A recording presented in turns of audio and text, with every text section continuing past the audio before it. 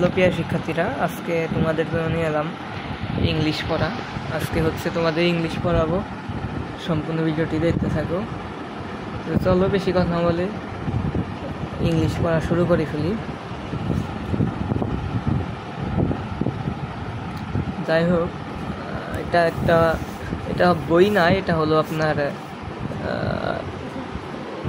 এটা একটা হসপিটালের রুগীর একটা slip.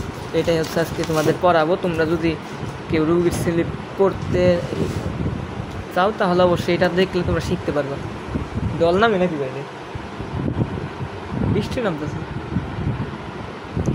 Quantity, colour, appearance, sediment, SB, gravity, organise deposit, pus cells, epithelial cell, RBCS, URC acid, calcium oxalate, cyclist,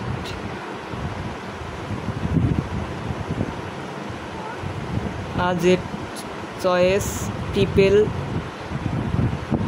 তো যাই হোক, আপনারা দেখতে পারতেছেন আমরা কিন্তু এগুলো ভালো মতন পড়তে পারতেছি না, অনেক কঠিন লেখা।